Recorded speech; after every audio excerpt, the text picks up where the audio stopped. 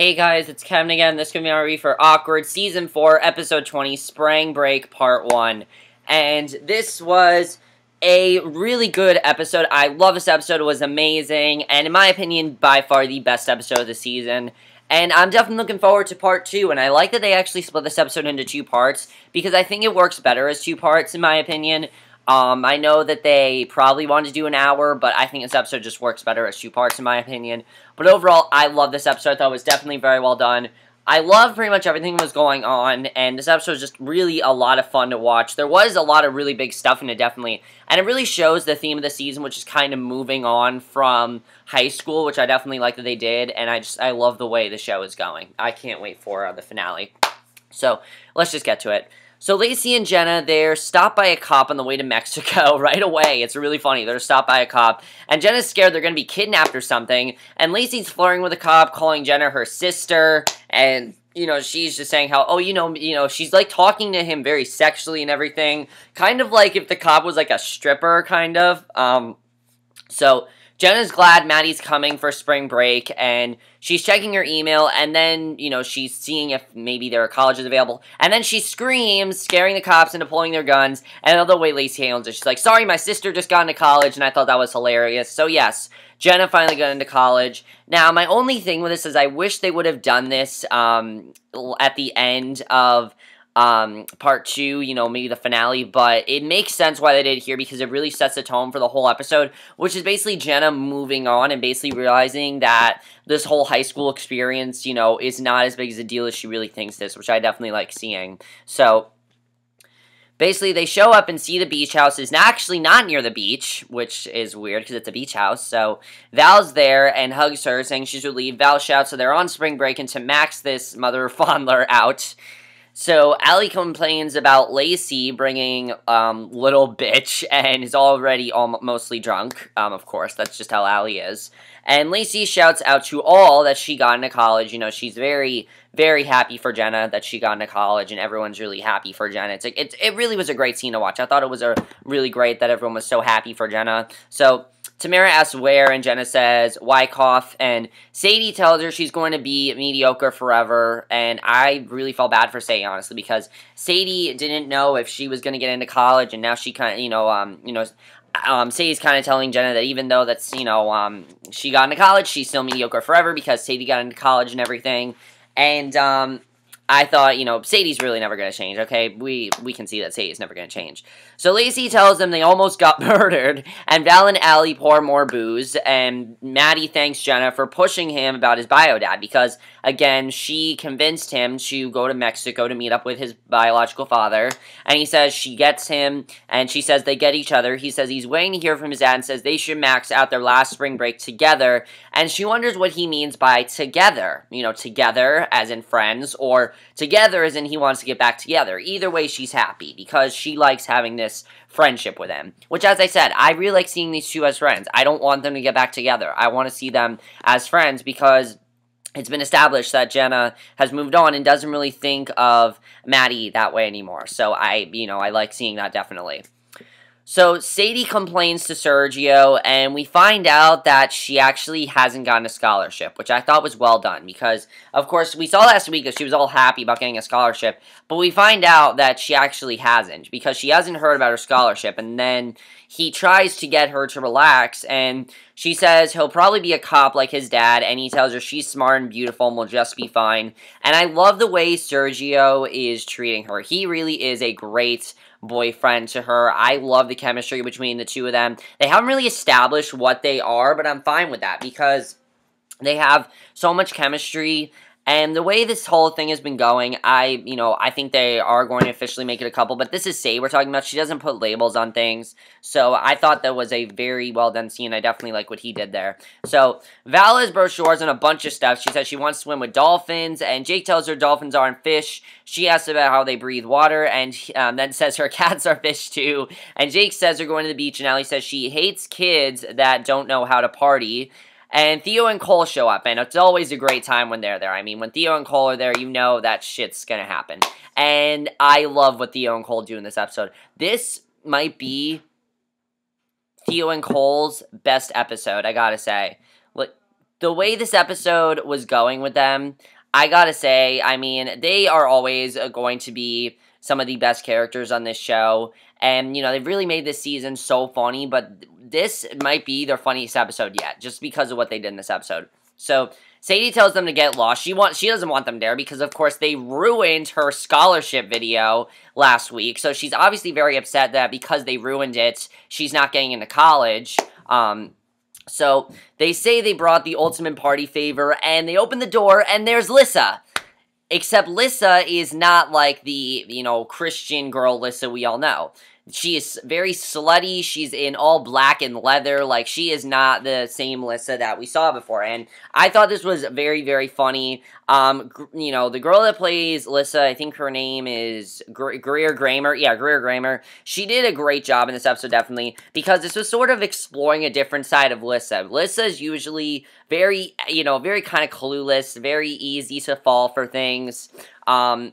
She does dress very, like, sexually, but this was probably, like, the most sexual we've ever seen Lissa be, and I thought it was definitely, she did a great job with it. It was really funny to watch. So, Sadie asks if she's alright. She obviously has no idea what's going on with Lissa, and she says her mom kept her, like, we find out what happened to Lissa, because, of course, she was suspended, and she hasn't been back for, you know, 2 episodes, and I knew this was going to happen, because the thing was that I knew that I liked seeing here was that we finally saw Lissa again, which I predicted would happen, and basically we find out that her mom kept her like a prisoner, and she says she doesn't care about Jesus anymore and wants to be with Tyler, because her mom, she keeps saying her mom can't change her, and Allie's like, I like kids like her, and I thought that was funny that she said that, and I thought that was a great way to bring Lissa back in. That was just such a great introduction to bringing back her character. That was great. So, Jensen's on the beach, she's watching Lissa, she's drinking and cursing, like, she's obviously very drunk and everything. She gets a text from Tyler saying he's on the way. She says she's going to finally have sex with him. She's planning on it because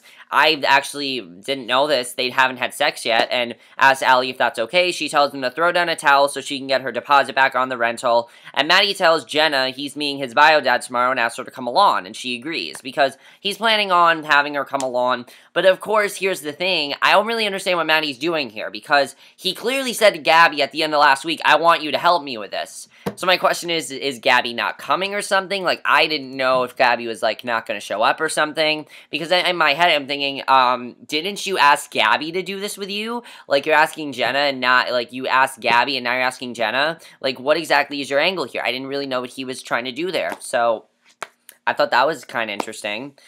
But she agrees to it, and she, you know, I didn't think this was really going to end well, but we'll talk about it in a second. So, Lacey asks Val how long she's going to wait, and she says until Will comes along, and she says he told her to wait there and her love is blind and unconditional. They see Will come out of the ocean, and Lacey says she didn't know he was packing all that, and Val runs to him, and they kiss, and, I thought that was really funny, definitely. I mean, I really like this side relationship we're going with. There's not much development to it, but it's Val we're talking about. Val's never had a lot of development. Val's just a fun character to watch. I like that she's finally getting, like, her own, like, sort of romantic plot. It's funny to watch, and I think she's handling it really well. It's really funny.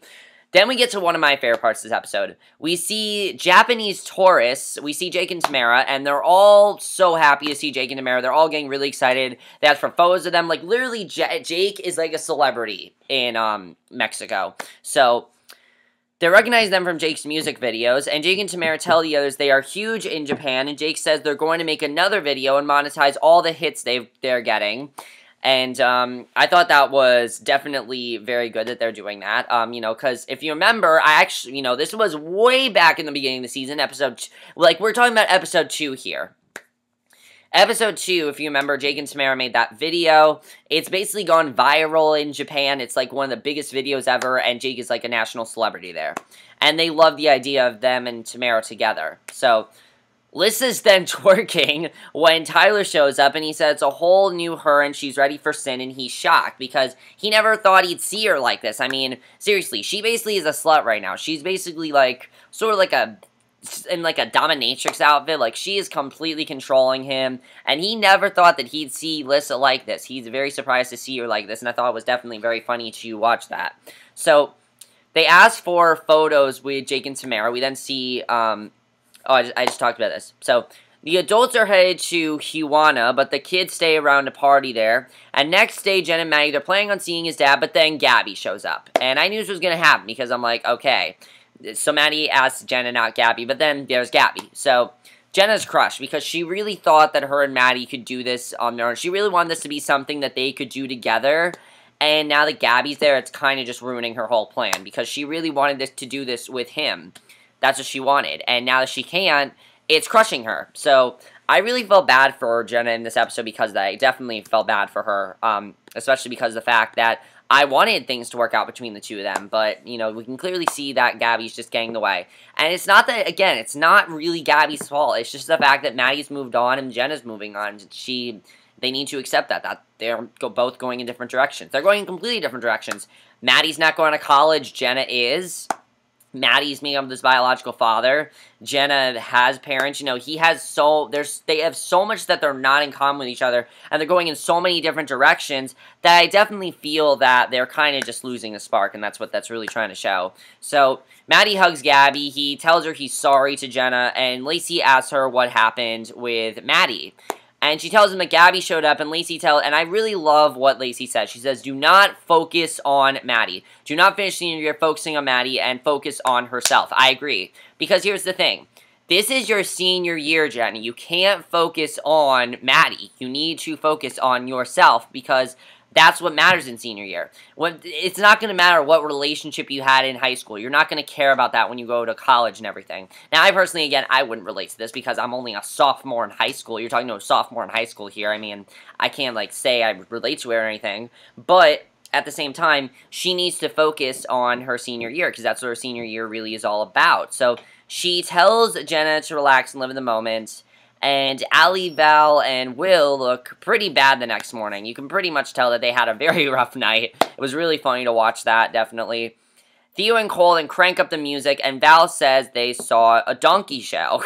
And Allie says it was the most disgusting thing she's ever seen, that she's not a part of it, and Lissa tells her the world is full of crazy stuff. And I love the way Lissa handles this next scene. She's literally like to Tyler, go up to bed right now. That was hilarious to watch. I mean, that was definitely very funny, in my opinion. As I said, Grit Kramer did just an amazing job in this episode. So funny, and that was hilarious.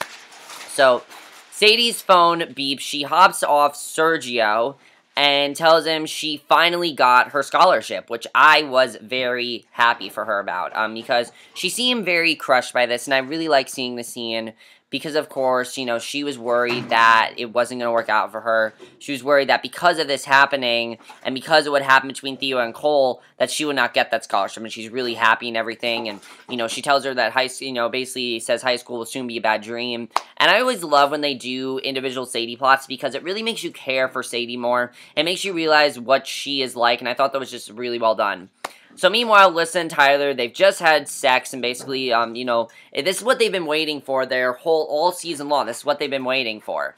And, you know, she tells him and she's like, that's what we've been waiting for. Basically, it means nothing to them. They basically realized it was meaningless, and it means nothing. So it makes sense, though, why they feel like this. I mean, really, if you think about it, they never really showed any real sort of spark till their parents said, you guys can't be together. You know, that's when they had that going on. So I understand why it's not working out for them, because it was very sudden. I mean, episode 10, all of a sudden, they just randomly kiss, and I was very surprised that happened, and I didn't think that was going to happen. So, I mean, I definitely thought that was very interesting, and the fact that they did that, I thought was just really, really interesting. That's what's going on there. So Theo and Cole mock them. We see basically Jake and Tamara. Jake's working on a new song. Tamara says she loves it. It's sort of just like a fun song he's working on. He says he's going for like a real fun groove. I really like seeing these two work together. Jake and Tamara will always be one of my favorite parts about this show.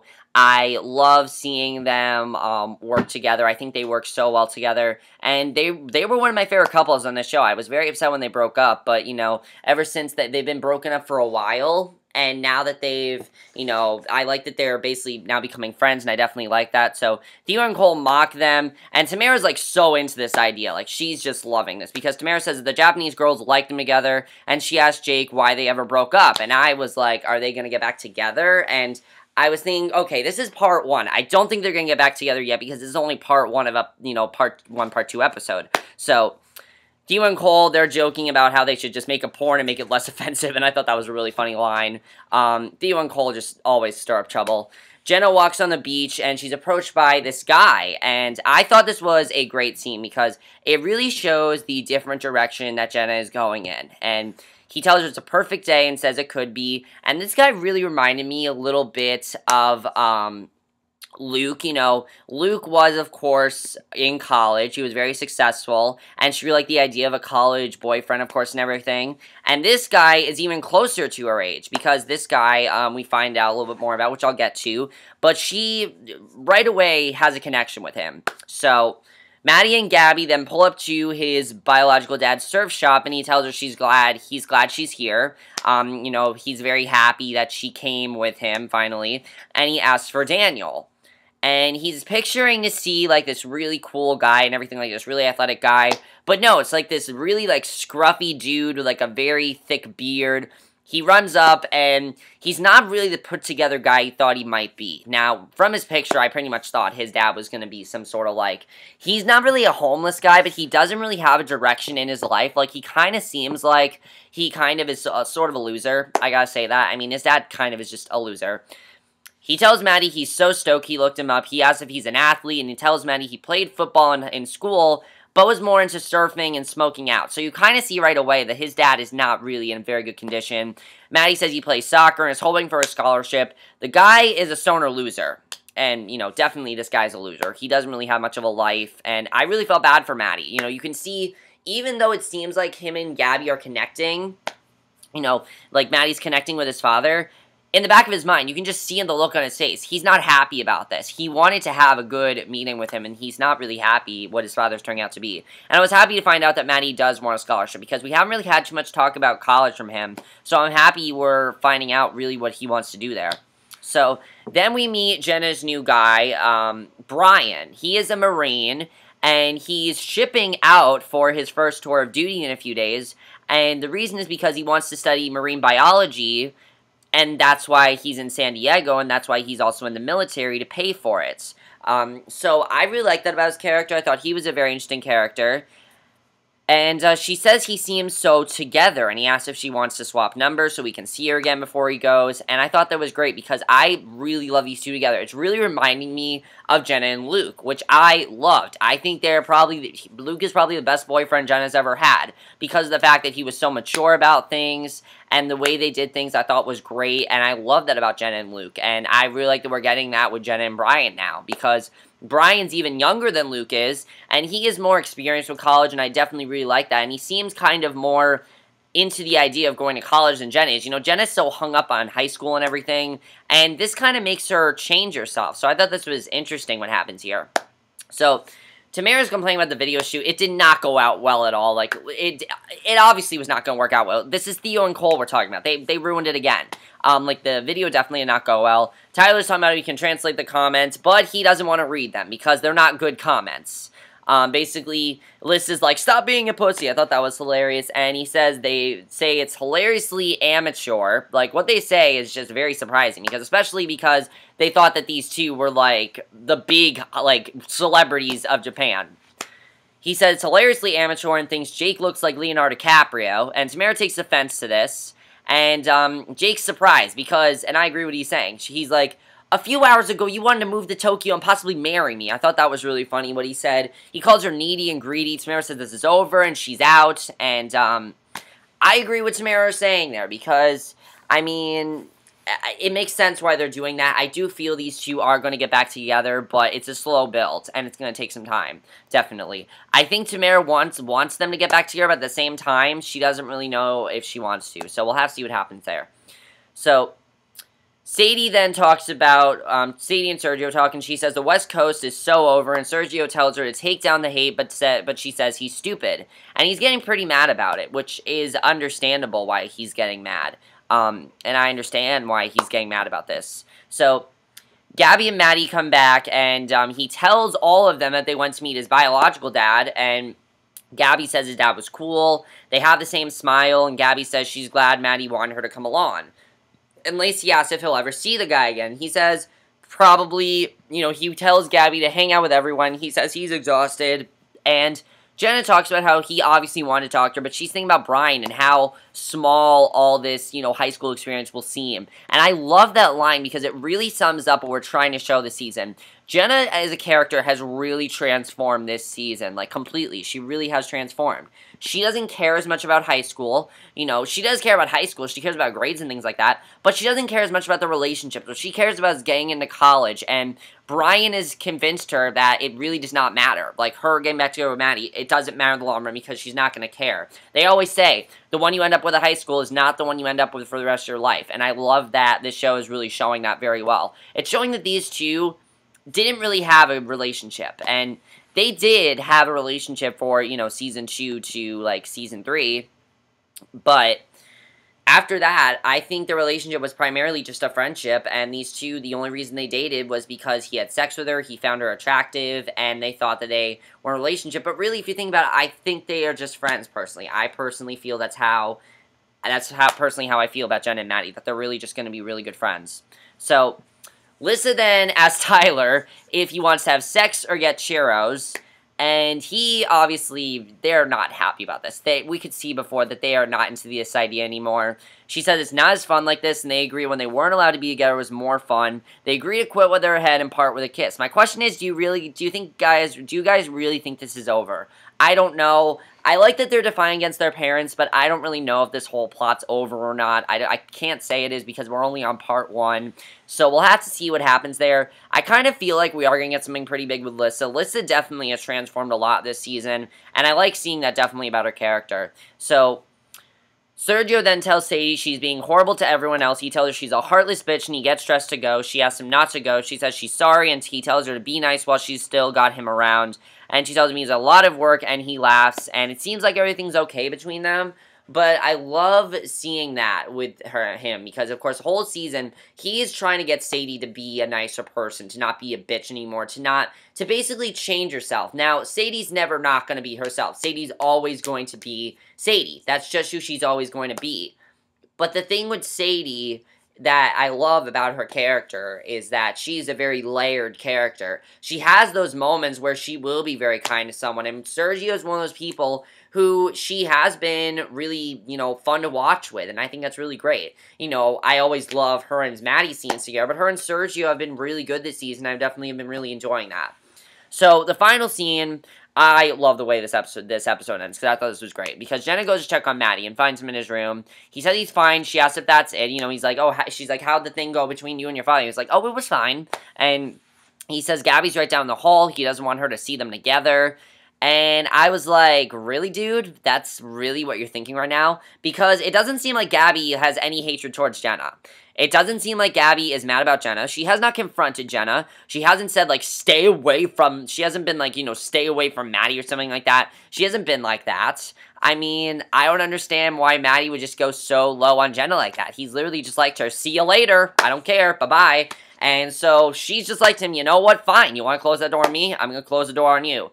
And I thought that was a perfect way to end the episode because it really shows the changing of Jenna, and I love the way the episode ends.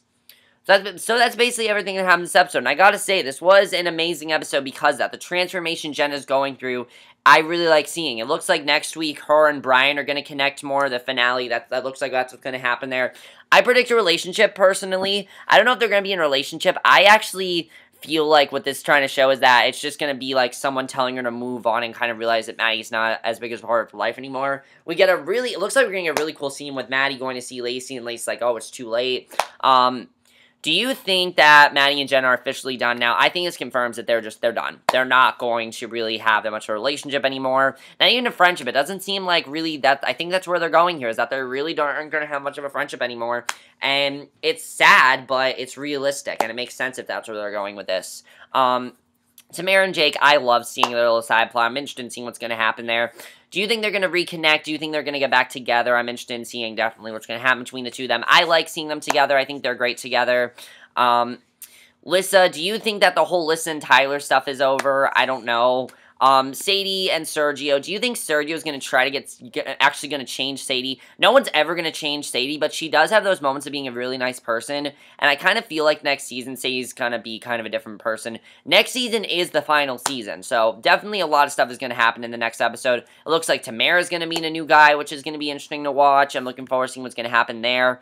But I really love the direction this season is going, and I love the direction that they're heading with the finale, and I'm really looking forward to seeing what's going to happen with the finale. And I will see you guys in my next video. Let me know what you guys saw this episode. I thought this was the best episode of the season. I loved it. I love seeing everyone basically moving on with their lives. I think that's great to watch. And I will see you guys in my next video, which will be my review for tonight's episode of Arrow. So I will see you guys for that. Okay, bye.